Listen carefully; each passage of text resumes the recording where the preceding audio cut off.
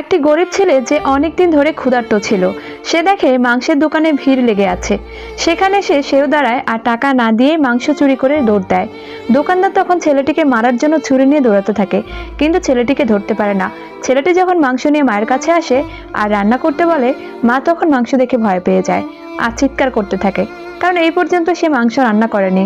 সে ছেলেটিকে অনেক বউকে ঘর থেকে তাড়িয়ে দেয়, কিন্তু কিছুক্ষণ ভাবার পর সে মাংসগুলো উঠিয়ে মা রান্না করতে থাকে, কারণ 2 দিন ধরে ঘরে রান্না করার মতো কিছুই ছিল না। তখন ছেলেটির বড় ভাই ঘরে আসে আর ঘরে মাংস দেখে খুব রেগে যায়, কিন্তু মা সেগুলোকে নিয়ে রান্না করতে চলে যায়। রাতে ভাত খাবার সময় মা তার ছেলেকে বলে আজকের পর থেকে সে আর কখনো চুরি করবে না, এমনকি পরদিন থেকে তার ভাইয়ের সাথে সে কাজ করতে যাবে। এই জন্য সকাল হতেই ছেলেটি তার ভাইয়ের সাথে পান বিক্রি করতে চলে যায়। দুপুরবেলায় মা যখন ঘরে ছিল, তখন গ্রাম প্রধান সেই ঘরে আসে আর ছেলেটির মায়ের উপর তার কুনজর ছিল। রাতে যখন সে কামাই করে তার মায়ের জন্য 2 টাকা নিয়ে আসে, দেখে তার মায়ের গালে চড়ের দাগ ফুটে আছে।